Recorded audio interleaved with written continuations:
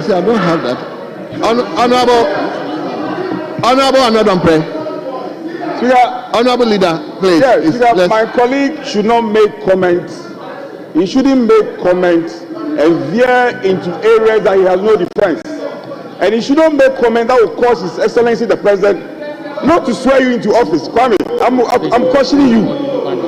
Stay away from controversies. Stay away from things you cannot defend. Honorable, please. Let's. Speaker, I'm not done. I'm not done yet. So my simple caution to you, is that go and compose your leadership. They are very important. There are very important matters to be discussed. Very important matters to be discussed. And the matter has been raised, and he's rather dancing around the issue and diverting. Go and compose your leadership, and you should be proud of what Akufo-Addo has done.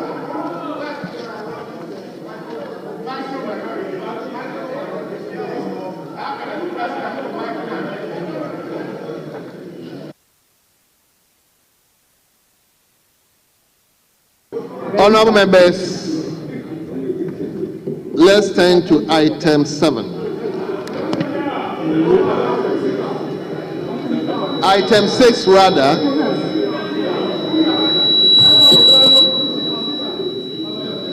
Let's turn to item 6. I think this issue will come to it when the ministers of states are in place. We will come to it. Please, Honorable Minister, I've given you the opportunity. Mr. Speaker. Honorable Minister.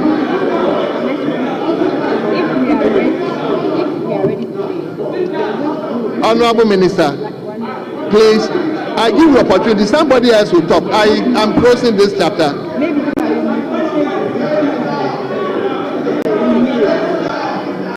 Mr. Speaker,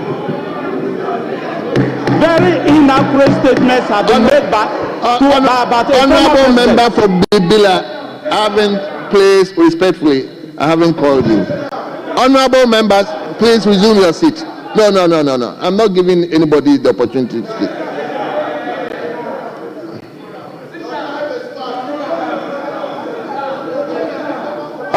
Honorable Minister, Honorable former Minister, please. I gave you the opportunity to speak, please.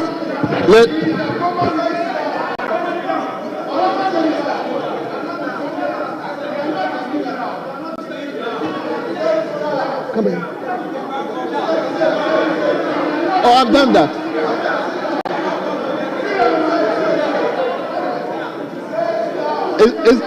It's not meant for discussion.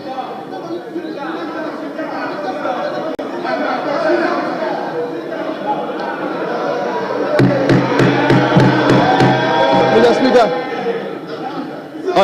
honorable.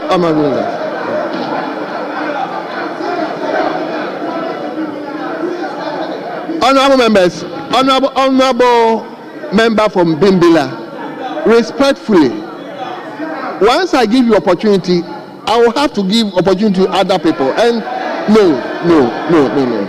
Honorable member, no.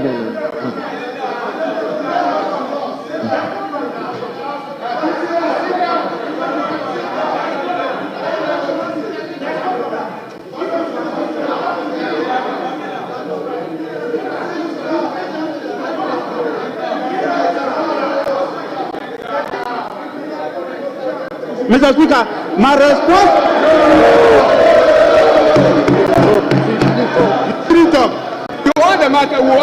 Honorable members, please help me to manage the House.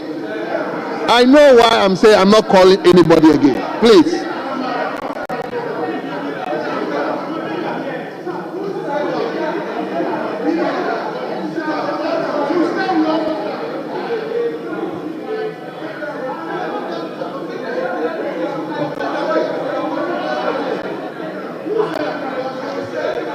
Mr. Speaker, 1 minute.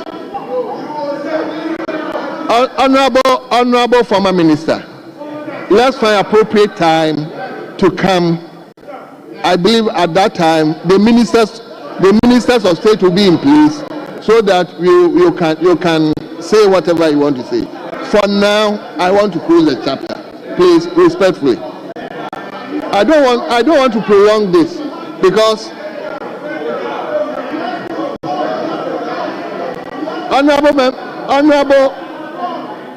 honorable member for Bimbilla, please.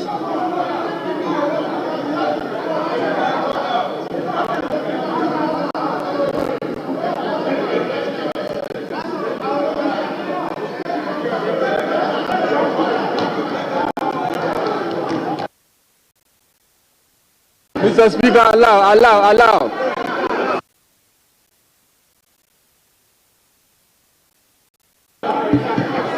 Honorable members, honorable members,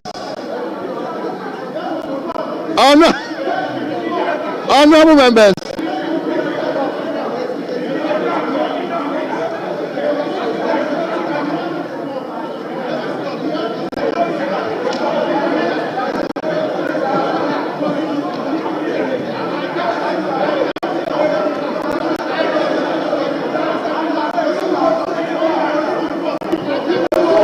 Mr. Speaker, let no one hold you hostage.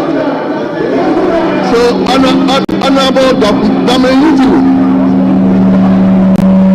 Honorable Dominic Nitiwu, you are indicating one here. But you have already spoken. There are a lot of people behind you who would like to speak.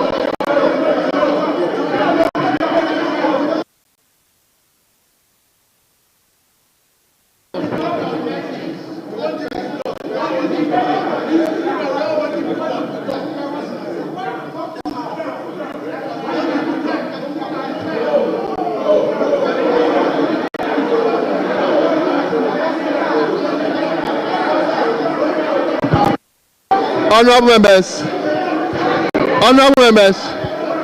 under the circumstances, I will have to suspend the House if that is what we have.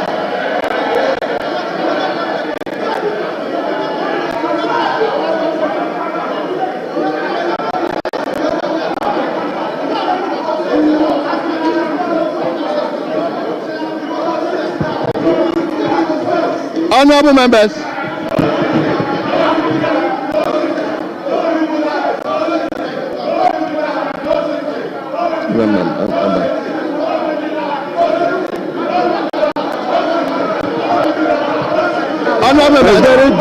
the House is accordingly suspended for 30 minutes.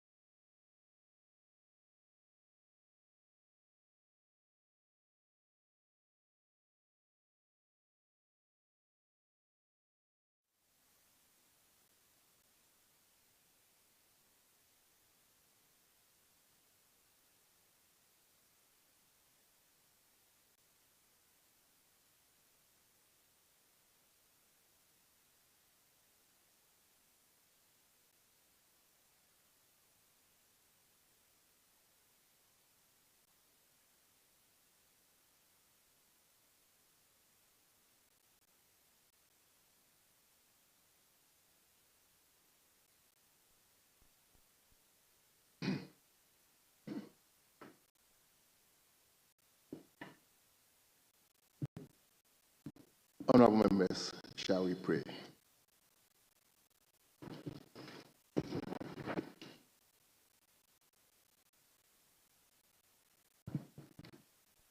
Almighty God, we humbly beseech thee to look with favor upon this Parliament of the Republic of Ghana.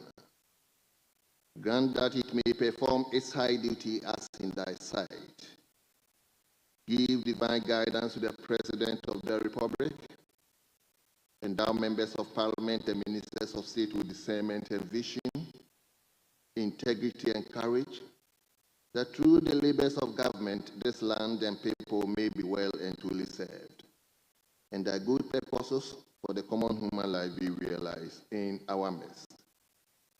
O God, grant us a vision of our country, fair as it might be, a country of righteousness, where none shall wrong his neighbor, a country of plenty, where evil and poverty shall be done away with, a country of brotherhood, where all success shall be founded on service and honor shall be given to the deserving, a country of peace, where government shall rest on the will of the people and the love for the common good.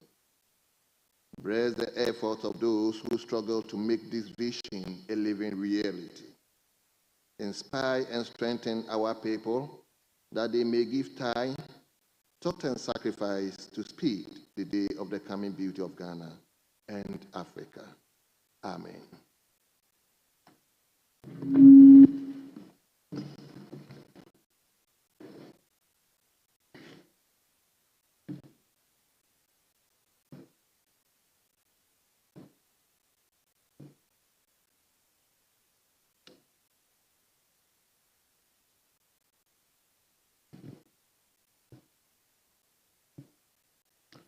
Honorable members, we will skip item 2. We don't have any message from the President yet. Neither do we have any formal communication from the Speaker. So please, let's turn to item 5. Item 5, correction of votes and proceedings, and that of official report.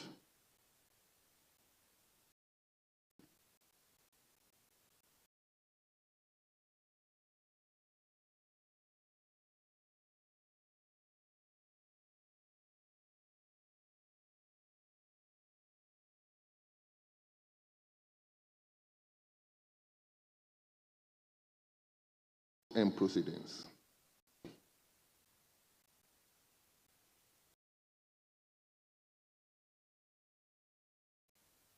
British Airways, we always had to be there between 10 and 11 for him to go. I'm aware that the president had to travel on Qatar Airways numerous times. So I'm just giving that information to Parliament and to the House. And for it to enter the hands that the President Nana Addo Dankwa Akufo-Addo has traveled on commercial aircraft several times, not once, and I've mentioned at least 3 airlines. Can I finish? The second thing I want to correct is that President Akufo-Addo has not rented any private jet to travel within the country. West Africa, yes. Outside West Africa, yes. But in the country, no. That is also not correct, because that's what you said, that is rented jets and is traveling within the country. And Mahama will not do that. It's not also true. The third one I want to state is that ever since we took that aircraft to France for it to be done properly, it took almost 6 months, about 6 months to 7 months for it to be fitted properly and brought back. President Akufo-Addo has been using it. In fact, even I think 2 days before he handed over, he used that aircraft. President Akufo-Addo has used that aircraft for the last 8 months. So it is not as if we were not using that aircraft and now we want President Mahama to use it. It's not a true story. President Akufo-Addo has been using it ever since it returned from France. That's the third point I want to make. And the last point I want to make and still make, which is the last point I want to make and still make, is that President Mahama, when that aircraft was not available, rented aircrafts, private jets, and used outside the country. Yes. Yes. I said yes, that I can say that for a fact. Ask him himself. Ask President Mahama himself. I'm saying you don't have the information, but you ask him himself. Ask him himself. He will tell you that yes, he did when he was president. So these are the four things I wanted to say. I'm not saying any controversial thing. I'm not bringing any new facts. These are just the four things I wanted to say. That one, President Akufo-Addo has traveled on numerous occasions with commercial jets, commercial aircrafts. I've mentioned the names. Two, President Akufo-Addo has not traveled and has not rented any private jet to be traveled around the country. Three, President Akufo-Addo. Yes, I just repeated what I said. So it's in the hands of Mr. Speaker. I thank you very much. Thank you. Thank you very much. Honorable Abuja, please. What we agreed, if you are speaking, then it means you speak and you close the chapter. Please, so that we can move on, please. You have already spoken 2 times on this particular issue. Yes. So, honorable leader of the House, you are still leader. Until you are sworn in, we will still consider you as leader. Thank you, Mr. Speaker. Mr. Speaker, I am still the leader of the House. And I've not been sworn in as the Minister of Finance. Mr. Speaker, God willing, tomorrow, Right Honorable Speaker, God willing, tomorrow, the NDC call, that will be done tomorrow. But Mr. Speaker, in the meantime, that after consulting with my chief whip, he never said that President Akufo-Addo never traveled on private jet.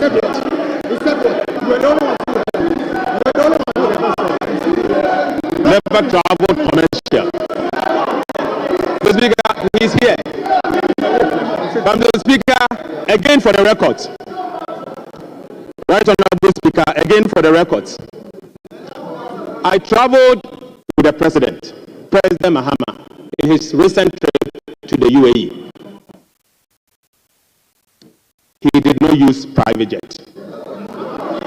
I was on the flight. With him. We use Emirates. So let no one create. And Mr. Speaker, the immediate past defense minister made a statement that President Mahama traveled on a private jet, rented a private jet.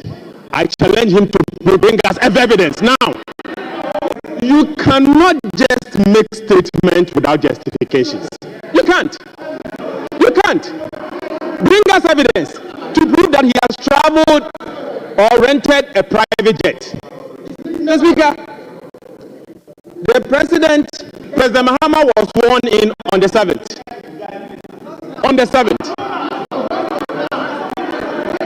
No, but so you are saying when he was president, when? 2013. Mr. Speaker, you see that he's changing the goalpost. You are changing the goalpost.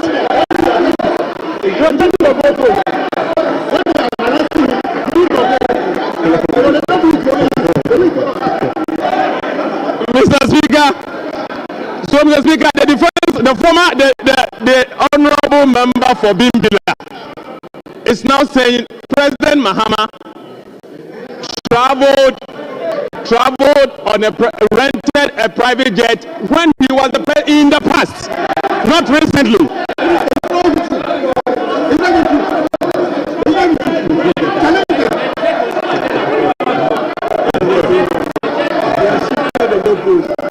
Mr. Speaker, clearly you can see that he has shifted the goalpost.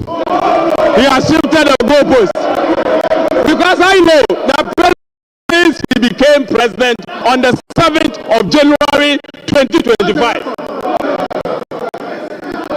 And so, Mr. Speaker, I will leave it there.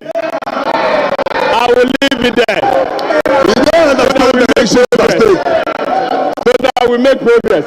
So, Mr. Speaker, guide us so we can make an excellent progress for the people of Ghana. Thank you.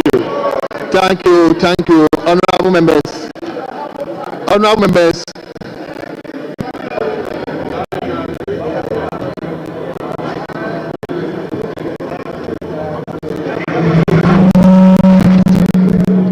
Honorable members, let's now turn to item 6. Item 6. Yes, Honorable. Right, Honorable Speaker, respectfully, before the interruption, you were on the communication from the President. You didn't finish that. And so, you didn't finish the entire statement. Oh, I finished. I just read the letter. And, yes. Even though it was belated, but I had to do that. So honorable members, we are moving to item 6, statements. And today we have 4 statements. 4 statements. We imported one from yesterday's discussion. 2 of them are similar, and another one. So we will start from Honorable Sosu, then we come to Honorable Asenso Boache, and Honorable Emir. Emir and Asenso Boache are similar, so we take them together. Then we will discuss. Then finally we come to Manson Kwanta. So we have four statements. So we start with Honorable Sosu. We should have taken that one yesterday, but because of the appointment committee's report, we couldn't take them. So, Honorable Sesu, you may read your statement now. Thank you very much, Right Honorable Speaker. Mr. Speaker, this is a statement on Ghana's leadership in ensuring the full implementation of the African Continental Free Trade Area Agreement, AfCFTA. Mr. Speaker, on 7th December 2024, Ghanaians went to the polls to vote to reset the nation. During his inauguration on 7th January 2025, His Excellency President John Dramani Mahama vowed to collaborate with other African countries to deepen integration and regionalism and to fashion common solutions for Africans' challenges. Based on His Excellency's commitment, Mr. Speaker, I make this statement to remind us of our collective duty in ensuring that Ghana plays a leadership role in championing the full implementation of the African Continental Free Trade Area Agreement, headquartered here in Accra, and outline some actionable steps for sustained leadership. Mr. Speaker, in January 2012, at the 18th Ordinary Session of the Assembly of Heads of State and Government of the AU, which took place in Ethiopia, the Assembly of Heads of State adopted a landmark decision to ensure that there is an establishment of Continental Free Trade Area by 2017. The purpose was the progressive elimination of tariff and non-tariff barriers for mutually beneficial trading regimes among member states. Also, the heads of state endorsed an action plan to boost intra-Africa trade, also known as Boosting Intra-Africa Trade, BIAT. The BIAT recognized 7 main priority areas of action to promote its cause, namely trade policy, trade-related infrastructure, trade finance, trade facilitation, productive capacity, trade information, and factor market integration. Mr. Speaker, the potential of the Africa Continental Free Trade Area Agreement to unify 54 African states, representing over 1.2 billion people and with a combined GDP of over $3.4 trillion, reflects the continent's strategic commitment to collecting prosperity. This momentum was further reinforced with Agenda 2063, adopted completed during the Golden Jubilee of the OAU in 2013, which envisioned a structurally transformed Africa under the banner of the Africa we want. In June 2015, at the 25th AU Summit of the Heads of State, the Head of State added another resolution to the commencement negotiation targeted at the creation of the AfCFTA, where the focus was heavily placed on the liberalization of trade in goods. On the 30th of the Continental Free Trade Area entered into force with 24 countries deposited their ratification instrument. The operational phase of the agreement was launched in Niamey, Niger in July 2019, and official trading under the agreement commenced after Johannesburg Declaration on the first day of January 2021. Mr. Speaker, current projections of the AfCFTA's outcome are very positive. According to the World Bank study, quote, AfCFTA can provide this spark. By 2035, we estimate that implementing the agreement will contribute to lifting an additional 30 million people from extreme poverty and 68 million people from moderate poverty. Real income gains from full implementation of the agreement could increase by 7% and nearly 450 billion US dollars. As African economies struggle to manage the consequences of COVID-19, long-term reform and integration.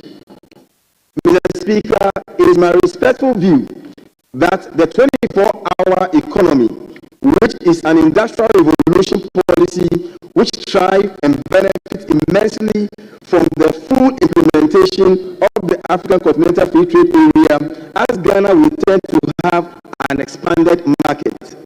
Mr. Speaker, despite the promising prospects of AfCFTA, significant challenges remain, as highlighted by the people of over $450 billion by 2035. However, the projections hinge on African government taking steps to harmonize their trade laws and surrounding elements of sovereignty for the collective good of the continent. Mr. Speaker, for the AfCFTA agreement not to remain only an ideology, African governments must show political will and commitment to amend their local trade and investment laws and their domestic. Speaker, the AfCFTA presents transformative opportunity for local businesses, including those in Medina constituency where I come from, by facilitating expanded markets and enhancing industrial output. Ghana's 24-hour economic policy could flourish, creating jobs and driving economic growth. This integration, Mr. Speaker, will position Medina and similar constituency, and indeed the entire country, to become critical hub for trade and commerce. To maximize benefits under the AfCFTA, I propose the following. 1. Policy harmonization. Mr. Speaker, I propose that Ghana aligns domestic trade and investment laws with the AfCFTA agreement. 2. Capacity building. Mr. Speaker, I propose that we launch educational initiative to empower local SMEs to leverage the new market opportunities under the AfCFTA. 3. Infrastructure development. Mr. Speaker, I propose that we invest in trade-related infrastructure, including transportation and digital connectivity, to streamline intra-African trade. In conclusion, Mr. Speaker, the AfCFTA is a beacon of hope for Africa's economic integration.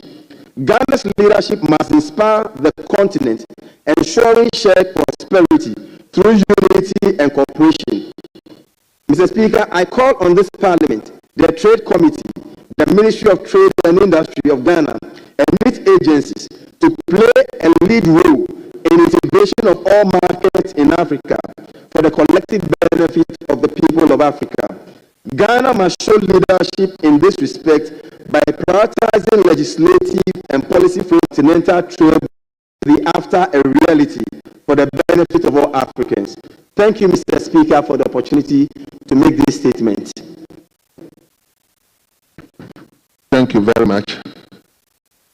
Honorable members, I want to advert members' mind to our standing orders 94. I'm going to give you the opportunity to comment, but in order that you make time to listen to all the false statements, I'll control the time. And please indulge with me if you are going beyond the time that will be allotted to you. I hope I'm making myself clear. Very well. Honorable Agent Sam.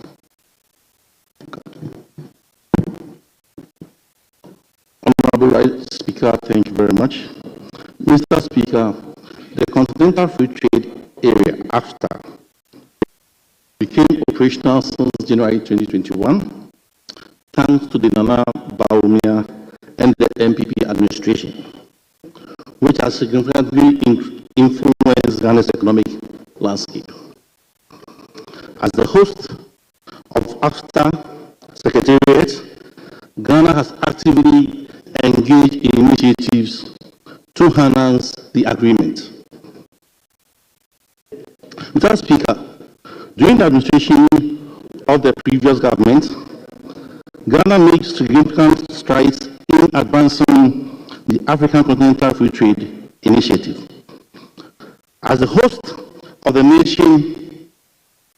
nation of the AfCFTA Secretariat, Ghana demonstrated strong commitment to the agreement's implementation. The government established the National AfCFTA Coordination Office under the Ministry of Trade and Industry to serve as a central point for coordinating Ghana's strategic and tactical response to the AfCFTA agreement. Mr. Speaker, if you indulge me, I would hereby list some of the few things that the National Coordination Office have done. Number one, the forum on the start of the trading in Ghana maiden export transaction occurred in January 21, as I indicated earlier on. With that, some two companies have been able to export alcoholic beverage and cosmetics to South Africa. Mr. Speaker, Ghana Revenue Authority, as the competent authority... Honorable, hold on. Yes, Honorable Confodeo. Mr. Speaker, the honorable member is to contribute to the statement, but not to do another statement by reading. He can refer to his note, but he can't pick another statement and read. Is he reading? I don't think he's reading. He has been reading throughout. He was just making reference. He has been reading throughout. He has to contribute. Well. It's a house of records. We have to teach them. Well. Honorable, we may continue, but just be guided. I'm saying you may continue, but you have to be guided. Mr. Speaker, thank you very much.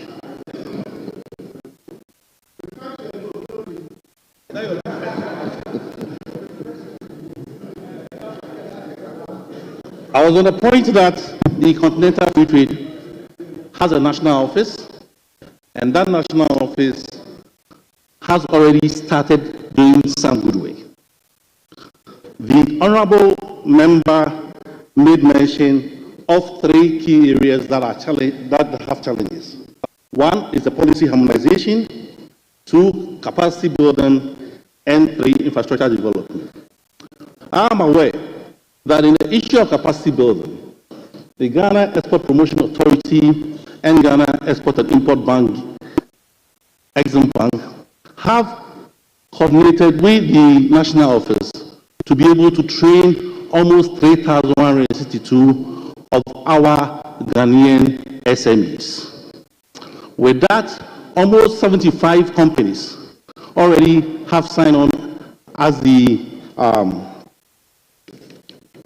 have been able to register to have country of origin. Mr. Speaker, on the issue of infrastructure, I am of the firm belief that to facilitate the continental free trade, one has to have a trade facilitation in the areas of the sea, of air, and land. As I speak to you now, Ghana do not have a carrier to be able to facilitate trade between us and other countries. This challenge, if it's resolved by the current administration, will help facilitate trade. Again, in the sub-region, there is a problem now to export or ship anything between the African countries, either from Ghana to Nigeria or to East Africa. Mr. Speaker, it will be helpful that the government of Ghana will invest in the area of sea by providing ships between us and other countries to facilitate trade on the sea. On the land, I am aware that there are road construction that are going on currently that is facilitating trade on the West Africa trade border. I am also aware that we are developing a railway on the eastern corridor between us and Burkina Faso. These are the ingredients that will help in the infrastructure that will promote the continental free trade. That has over 1.3 billion of consumers or population, and that will contribute to about 3.5 billion of goods and services. Thank you very much, Mr. Speaker. Thank you very much. Yes, let me come to the Minister Designate for Education. Mr. Speaker, thank you very much for the opportunity. As I rise to comment on the statement ably made by the Member of Parliament for Medina, the Honorable Francis Xavier Sosu, on leadership in ensuring the full implementation of the African Continental Free Trade Agreement, AfCFTA. Mr. Speaker, was commending him to note that with some disappointment, Africa trades more with, that is a statistical fact, that many African countries are happy doing trade and business with the rest of the world than with other African countries. Mr. Speaker, it is estimated that today in US dollars, a rise of about 7.26%, and this was captured in an ECA report. Mr. Speaker, part of the problem of poor trade is bad governance. It's only in Africa you give assurance to businesses and to investors. Our persistent poverty remains a major problem. Then, Mr. Speaker, African trade, just between Ghana and Nigeria here, Nigeria has what they can enter those products into Nigeria. Yet they can. You can use the example of Dangote cement. It's in Ghana. We have our own cement factory in Nigeria. What is that possibility? So we need to do more, and that is why I agree with the maker of the statement that we need to build robust infrastructure. But that will require investment. Indeed, Mr. Speaker, I can state on authority that one of the early decisions President Mahama will take will be a major revision of the GIBC Act, the Ghana Investment Promotion Council Act, to make it more business-friendly, more investor-friendly, and to meet his aspirations of running Ghana under a 24-hour economy, in order that he can attract more foreign direct investment into our country. Mr. Speaker, as he stated in a paragraph, an honorable Sosu, next time you learn, we can't get, your pages are not numbered. So next time, make sure they are numbered. So, Mr. Speaker, I'll later referring you to the page and to the paragraph. But I'm sure it's in his second page. He talks about 54 African states, which has a population of 1.2 billion. That is how much gain we can make if we were to trade more. Look at cocoa and in Africa, in addition to our major export product. Mr. Speaker, how many flights? I heard him talking about aviation. How many flights we have between Accra and Lagos or Abuja? Probably one or two. And I'm talking of African trade. It's only carrying passengers, not goods. Not goods, passengers. They are interested in some 1-2 hour flight from Abuja, Lagos to Nigeria. That is trade. But we should be talking of volumes. Mr. Speaker, I know my colleague who in his previous role housed AfCFTA, the former chief executive of Ghana Exim, and he will note with satisfaction some of the good initiatives the previous NDC government did. The Ghana Exim Bank remains the only financial institution which does not depend on savings from customers. Well, what we cleverly did, Mr. Speaker, was to charge 0.5% of CIF value. Mr. Speaker, I'm here to discuss it with the President. Even for the Women's Bank, we should be looking at that option. How do we finance a Women's Bank? The development bank we have in Ghana today, what is its state? So probably for the Women's Bank, we may want to take 0.1525% dedicated to support our women who are in need of credit. We should be able to do that. So, probably, Mr. Speaker, I conclude. Whilst commending President Mahama and President Nana Dankwa Akufo-Addo, we should also commend the late Professor J.A. Mills. I recall at the time in January 2012, I was in Ethiopia with him, and we role at the African Union, and he guided some of our processes in getting Ghana to insist that the Organization of African Union, the AU, takes a major resolution on that. Mr. Speaker, what Africa needs is trade and investment. It's unfortunate that Ghana beyond 8, we could not walk the talk. With this, I thank you, Mr. Speaker.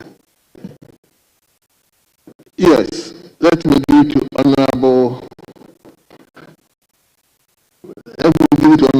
Member for Bosma Freho. Then I come to former Deputy Trade Minister. Bosma Freho. Thank you, Mr. Speaker. I'm giving you the opportunity for the first time. To commend Honorable Member for Medina constituency for making such a statement. Mr. Speaker, before I comment on this statement, I would like to also comment some few and key personalities of Ghana who contributed greatly to ensuring that we have AfCFTA. Particularly to mention is Mr. Kwesi Koti, the Deputy Commissioner of the African Union. Mr. Speaker, as a young man working in African Union at that time, I noticed the key role he played in ensuring that Ghana win that bid to host AfCFTA, which has been one of the monumental achievements of the Nana Dankwa Akufo-Addo administration. Mr. Speaker, from records, it's clear that the World Bank is envisaging about $450 billion growth in this area, in this AfCFTA. Minister Potential Growth went ahead to also mention that it is going to create a possible job for about 30 million African young men and women. Mr. Speaker, how do Ghana tend to benefit from this very huge, lucrative industry that we have set up, that we are hosting? Mr. Speaker, one, as he mentioned in his statement, harmonizing policies. Mr. Speaker, it is very important that for us to make maximum benefit of this after we are hosting. Mr. Speaker, the 1D1F policy from the Nana Dankwa Akufo-Addo government must be looked at again and empowered and strengthened. Mr. Speaker, like example, we have one of the largest cabbage growing areas in my constituency, Bosomefremo. Speaker, I am urging the NDC government to come and build a cabbage processing plant in Bosomefremo so we can manufacture the cabbage and export to African countries or other places so we can make money and also employ some of the young men and women in Bosomefremo. Then maybe the 24 hours economy can also have some rippling effects there. The Speaker, having said this, there are some few challenges that is confronting the AfTA, which is clear. One, the Speaker, is conflict around the African area. The Minister Designate mentioned some key issues that are among them is conflict. The Speaker, we are seeing the conflict in Burkina Faso. We are seeing the conflict in Niger and other African countries, which is a key major issue that will hinder the development or the progress or the gains AfTA is capable of making. Now, Speaker, another thing we must look at is infrastructure. The former Exim Bank CEO mentioned some development or some projects that the SWAL administration did in ensuring that there is possible infrastructure, because the Speaker, to trade in Africa is movement. It's a human movement. I mean, road, and all that. I will urge the government coming, I will urge the NDC government, Mr. Speaker, to ensure that all those projects that have been started be continued, so that the AfTA will make maximum impact of every benefit that we have. Mr. Speaker, the last one I would mention is the slow adaptation of technology. Mr. Speaker, the last time we were talking about the e-gate at the airport. Mr. Speaker, it is one of the major issues which major African countries are even having challenges adopting. Even to adopt the whole AfTA, it took many African countries not to even do. Why? Because they are having challenges in developing some of these technologies that can situate them comfortably in the AfTA zone. Speaker, when we are looking at making maximum impact in this AfTA area, let us encourage that the African partners and brothers would improve upon their technology so that we can synchronize them and make headway. Then Ghana, hosting it, can make maximum impact. Mr. Speaker, with these few words, I would like to thank you for the opportunity given. Thank you very much. Yes. Honorable Member, please, you mention your name and your constituency because... Thank you very much, Mr. Speaker. My name is Charles Bawadoa. I'm the member for Bongo. Mr. Speaker, I want to thank you for giving me the opportunity to comment on the statement made by the Honorable Member for Medina. Mr. Speaker, I'm doing so on the authority of Order 93, Rules 4 and 5 of the standing orders of this House. Mr. Speaker, it appears to me that the African Continental Free Trade Agreement is one of those numerous treaties that African countries enter into and do not in fact intend to implement to their letter. The statement so made by the Honorable Member shows clearly that there appears not to be enough efforts by African countries to ensure the full implementation of the agreement. Mr. Speaker, the benefits available to Ghana and Africa in general upon the full implementation of the agreement are enormous. Mr. Speaker, we're talking of investment that will incur if the bottlenecks associated with investments in many countries are ironed out, which is envisaged in the agreement signed by the African countries. Mr. Speaker, we talk also of trade jobs, I'm not talking just about the number of jobs that Ghanaians and Africans stand to enjoy, but also the quality of those jobs.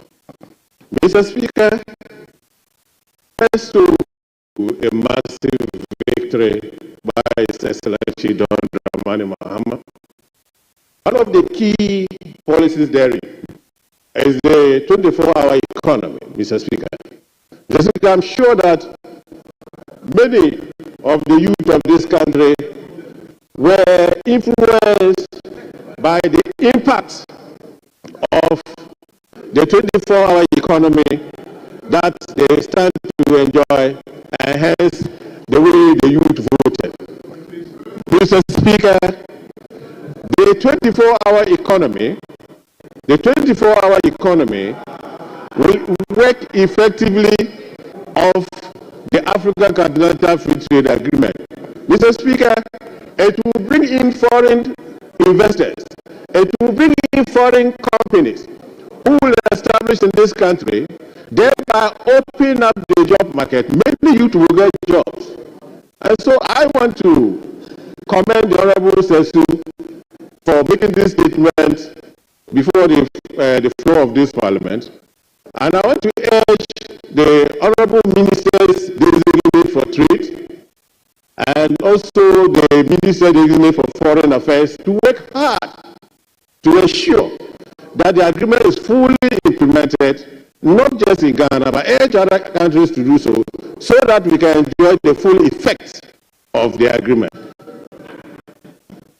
Honorable Safraje, you spoke well, nobody interrupted. And you wanted to interrupt your fresher. Mr. Speaker, I was coming on a point of order. Anyway, so honorable members, we are taking one more from each side. Then we take the other statement. We have other equally important statements. So let me go to former Deputy Minister for Trade. Thank you very much, Mr. Speaker, for the opportunity. I rise to make a comment on the statement made by Honorable Susu. I guess this statement is a very important one for the simple reason that the African Continental Free Trade Area has come to stay, whether we like it or not. I have said it time and time again that this is a concept that has come to stay and we cannot do anything about it. The good news about this concept is that the African Continental Free Trade, it used to be the ACP Customs Union, but now it has taken over as the biggest customs union in the world. And for the records, out of the 55 African countries in Africa, and 40, it is going very well. The focus areas of this concept is in the area of agriculture, automotive industry, pharmaceutical industry, and logistics. Mr. Speaker, the African Continental Free Trade Area is an opportunity for Africans for the first time to explore Africa so well and trade amongst ourselves to be able to generate good things from this concept. There are a lot of good opportunities available in the concept in the area of pharmaceuticals, especially in the automotive industry. Ghana has taken a very good advantage of this great opportunity by moving well in our industrial sector, especially the automotive industrial sector. As I'm talking to you now, Ghana has 7 different assemblies operating in Ghana. They are operating 7 different vehicle assembly businesses in Ghana. Out of this, they are producing about 12 different brands of vehicles, which means that Ghana is ready to move to other parts of Africa to do business. I want to entreat Africa that this is a huge opportunity for us, especially not only for SMEs and those in the trade sector, but those in the industrial sector, that they should take advantage of this opportunity. I'm talking about African Continental Free Trade Area, to get a lot of benefits, because the benefits inherent in this policy is enormous. And I guess it is time, as for Africa to take its rightful place in the world of business and trade. Because we should not sit down for the white man to come back and exploit anything about it. I have also said somewhere on a lighter note that it's an opportunity for Africans to explore and exploit ourselves well, gain all the benefits from trading amongst ourselves. And so I see this statement by Honorable Sasu as a very important statement at this particular time. And I want to entreat every business person or any business person who is seriously into business and want to explore other countries to take advantage of this wonderful opportunity called African Continental Free Trade. With these few words, Speaker, thank you for attention. Thank you very much. You take the last person from leadership. Do you want to contribute? Let me give the freshman who is up on his feet. Is it Yo-Yo?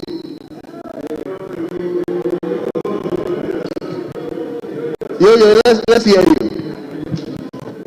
Thank you, Mr. Speaker. This is Alas and Suleimana, the MP for Yo-Yo.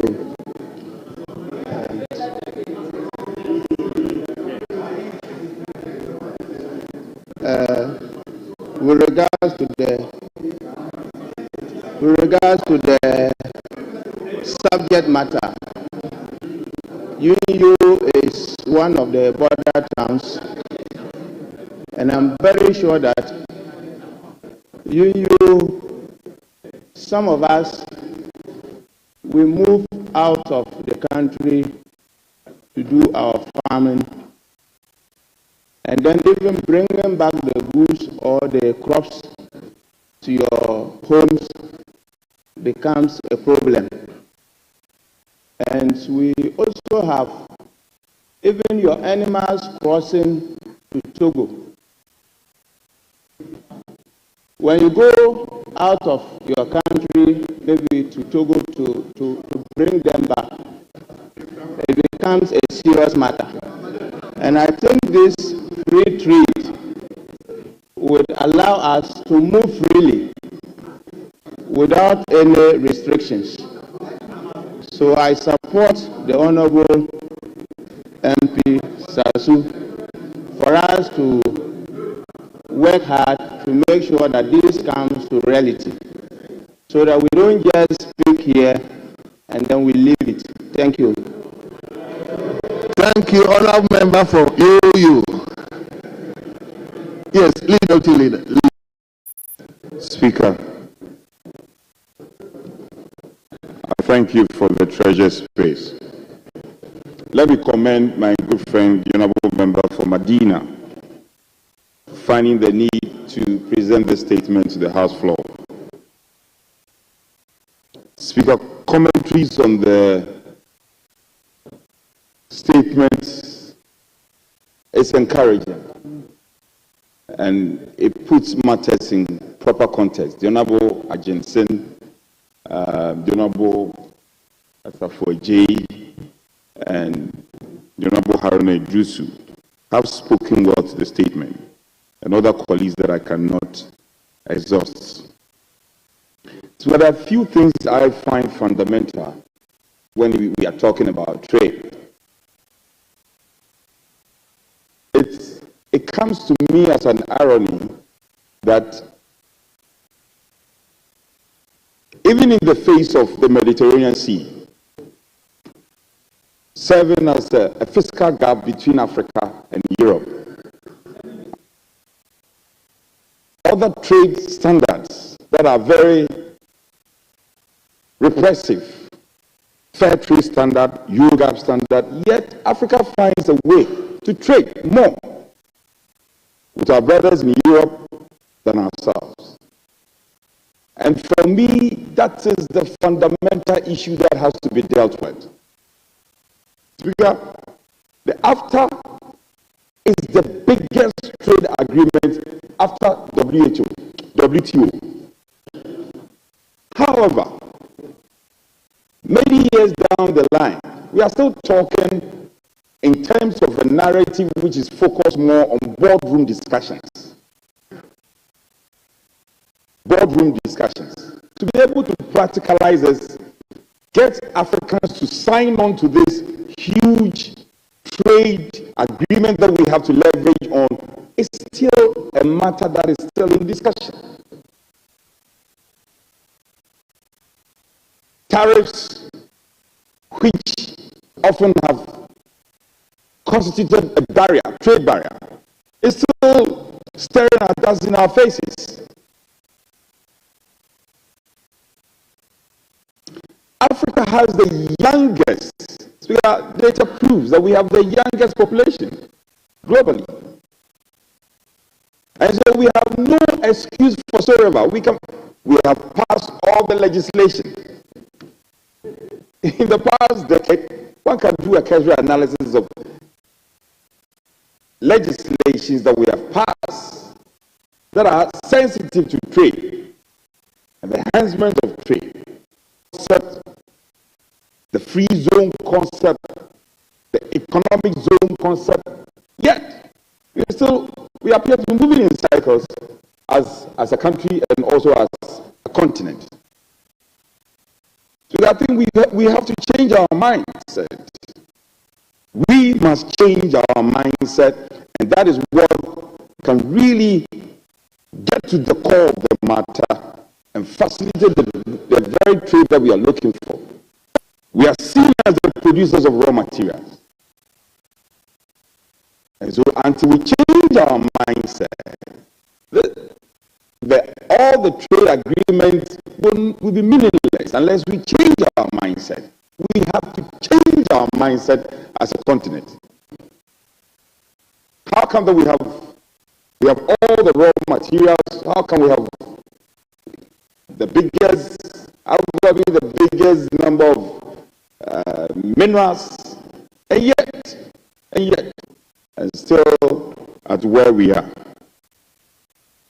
I hope when my colleague, the Honorable Haruna Idrisu, was contributing to the statement, he observed all the key personalities who have contributed to these agreements across the political divide. I want to plead with our colleagues in the NDC, the NDC administration particularly.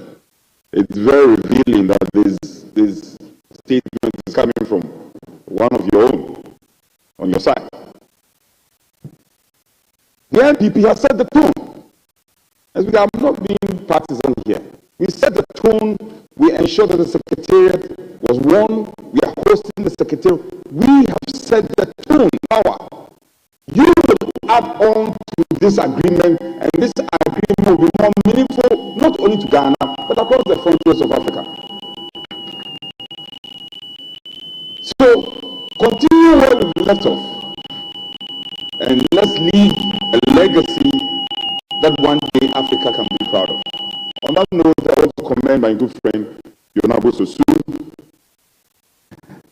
The President, in his acceptance speech, made a very interesting number of international bodies that he mentioned. There is a new emerging global body called the BRICS. The President has said that Ghana, he will take concrete steps for Ghana to join the BRICS. I found that very interesting. And if it is the case, we'll be waiting that the President, in the fullness of time, will give us full details on this matter. The BRICS today, globally, are commanding a lot of respect. Bilateral decision will be made, and the dividends will come to benefit not just Ghana, but our neighbors, Cote d'Ivoire, Burkina Faso, and other sister countries who live in the West Africa region. So I thank you for the space granted. I'm grateful. Thank you very much, my majority leadership. Will you say something, or you should move on? Yes, Mr. Speaker. Thank you very much for the opportunity to make a contribution to the statement made made by my able friend, Honorable Susu, the MP for the good people of Medina. Mr. Speaker, the statement made today is actually one of the most important statements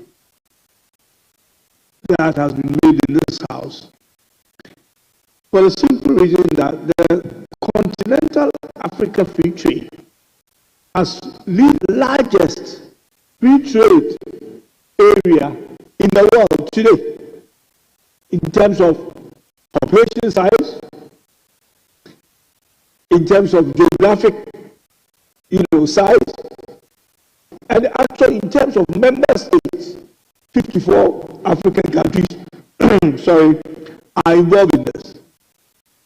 Mr. Speaker, if we get ourselves involved properly, especially since we have the headquarters here, we should be leading the African continental free trade. Many a times we sign agreement, but we don't put in place the preparation that we need to be able to benefit from this agreement. AGOA comes to mind. We have signed AGOA for almost about 20 years, but we can't actually give a tangible, result that we've got from that. So we shouldn't make a mistake with this out of a lot of, serious problems that we have in this country. As many contributors, including the incoming education minister said, it is usually, Mr. Speaker, that we do sign all these agreements, but we don't put the preparatory work in place. And we keep signing this agreement, and other countries take advantage of us because they make the preparation. If you look at the rush with which we ratify this agreement, and look at how others took their time to do it, because they were putting things in place to make sure that they take a full advantage of. We have we have a secretariat now, as you rightly said, government is a continuous process. You have a secretariat now. Now what we need to do is to be able to do the proper coordination and the implementation of this African continental free trade, so we can take advantage of it. We are now involved in a pilot project, but what are the plans after this pilot project to be able to take full advantage of it? We trade very little with ourselves as a continent. Most of our businesses are done in Europe, but we don't do much with ourselves. So we need to be able to ask ourselves questions and find out the reasons why we have these challenges or these bottlenecks to be able to take advantage of this African continental free trade. Recently, they have introduced a country to be able to import from the other without necessarily going through dollars and foreign currencies. This, if it continues, will help us to be able to stabilize our currencies so that the depreciation that we are experiencing at the moment can actually be reduced. So hopefully we will take a full advantage of it. And I should thank the maker of the statement for this fantastic statement on the African continental free trade, which will become, or African countries will all be engulfed in this, at least for the next decade. Mr. Speaker, thank you very much. Thank you very much, Honorable Member. Let me now turn to Honorable Francis Asenso-Boakye. Incidentally, when he finishes his statement, we will invite Honorable Anthony Mier to also read his statement. It's almost similar, so that we do the contribution together. So, Honorable Former Minister for Roads and Highways.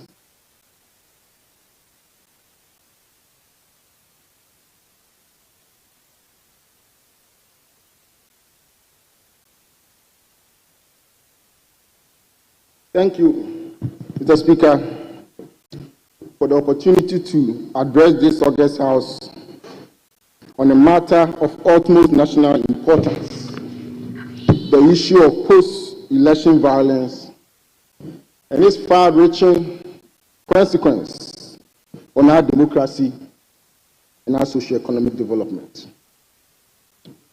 Mr. Speaker, Ghana has, over the past 3 decades, distinguished itself as a beacon of democracy in Africa, conducting 9 peaceful elections under the Fourth Republic. Our legacy of peaceful transitions, adherence to the rule of law, and protection of civil liberties has rightly earned us a place of pride in the global community. To booster this democratic tradition, the Presidential Transition Act 2012 Act 845 provides a framework for orderly transitions of power. The 2024 transition, Mr. Speaker, adhered to these provisions admirably, with commendable cooperation between the outgone and the new administrations. Against this background, Mr. Speaker, there can be no justification for acts of hooliganism, lawlessness, and unauthorized takeovers of public offices witnessed in recent weeks. The post-election violence we have witnessed, including arson, vandalism, physical assault, unlawful takeovers of state agencies, and attacks on security personnel, poses a grave threat to the peace and stability of our nation. These reprehensible acts, reportedly perpetrated by individuals allegedly affiliated with the governing party, seriously undermine our democratic progress and must be condemned in the strongest terms. Mr. Speaker, allow me to provide a few specific examples to illustrate the gravity of the situation. In the Ayesuano constituency, Mr. Speaker, the satisfied supporters of the ruling party set the office of the Electoral Commission ablaze. Again, in some state institutions, including the Ghana National Gas Company, the Bui Power Authority, National Petroleum Authority, and the Ghana Ports and Harbour Authority, among others, were unlawfully invaded, and some public servants being forcefully removed from their offices. Mr. Speaker, in my own constituency of Bantama, on January 8, 2025, some known operatives of the governing party, led by the constituency executive, stormed public institutions, including the National Health Insurance Authority and the National Disaster Management Organization, forcefully ejecting staff and locking up their premises. Just last week, Mr. Speaker, a group of individuals unlawfully targeted the Metro Mass Transit Yard in Bantama, demanding control over its assets, including internally generated funds.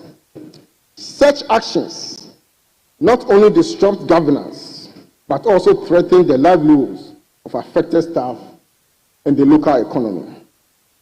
Mr. Speaker, the instances are many, and I believe colleague members have heard similar instances of politically motivated disturbances after the December elections, including in constituencies such as Dome-Kwabenya, Ablekuma Ukakwe Central, Tema Central, Techima South, in Sawam, Obuasi East, Ahafuano North, and Ahafuano Southwest. What remains uncertain is when these incidents will end to restore safety of our citizens and ensure uninterrupted business activities and bolster investor confidence. These are most unfortunate and must not be encouraged, regardless of the background of its perpetrators. The recent tragic incident in Obuasi, where some individuals wielding locally manufactured rifles, pump action guns, knives, cutlasses, axes, and machetes intruded the premises of the Anglo Gold Ashanti mines is widely attributed to post-election violence. This unfortunately led to the burning of vehicles belonging to the private entities and individuals, as well as damages to other private assets. Mr. Speaker, these exchanges with security personnel on duty led to the unfortunate demise of some individuals, with many severely injured. It is deeply troubling that these unlawful activities continue unabated despite the President's recent public admonition. There appeared to be the lack of decisive and immediate action against the perpetrators of these crimes, which creates the impression of tolerance for lawlessness, eroding public trust in our institutions and our rule of law. While at it, Mr. Speaker, may I take the opportunity to caution our friends in the media, crucial players in our democratic process, to be circumspect in their commentaries and reportage that could fuel unlawful behavior before, during, and after elections. I therefore call on the leadership of the National Media Commission, the Ghana Journalists Association, to take decisive steps to bring members found culpable to book. Leadership demands not only rhetoric, but also decisive action. It is imperative that the government moves beyond mere condemnation to ensure that all culprits, regardless of their political affiliation, face full force of the law. Mr. Speaker, this failure in leadership has resulted in other incidents across the nation, including those that occurred just yesterday in the Bole Bamboy constituency and Ho Central constituency, which should be a significant concern for every well-meaning Ghanaian. Honorable Speaker, to safeguard our democracy and deter future occurrence of such unacceptable acts, I urge this House to consider a review of our legislative framework to impose stricter penalties and punitive measures on those who engage in unlawful conduct, including beneficiaries of their actions. Such measures will reaffirm our commitment to the rule of law and protect the integrity of our democratic process. Furthermore, I call on all stakeholders, including security agencies, civil society organizations, traditional authorities, the media, and more importantly, political leaders, to work collaboratively in addressing these menace. We owe it to the Ghanaian people to uphold the values of peace, unity, and good governance. Mr. Speaker, Ghana's democratic credentials are hard-earned, and we must not allow actions of the few to tarnish our reputation as a model of democracy in Africa. Let us act now decisively to restore order, reinforce public confidence in our institutions, and ensure that Ghana remains a shining example of good governance on our continent. To the brave young men and women out there, please do not let yourself to be used by any politician or political party to commit acts that would jeopardize your future. You deserve so much more than being a tool for distraction. Think of the dreams you hold, the goals you have set, and the brighter future that lies ahead of you. Don't throw it all away for anyone's selfish agenda. Honorable Speaker, with these few remarks, I leave this esteemed House to deliberate further, trusting in the collective wisdom of the House to guide us towards a resolution that upholds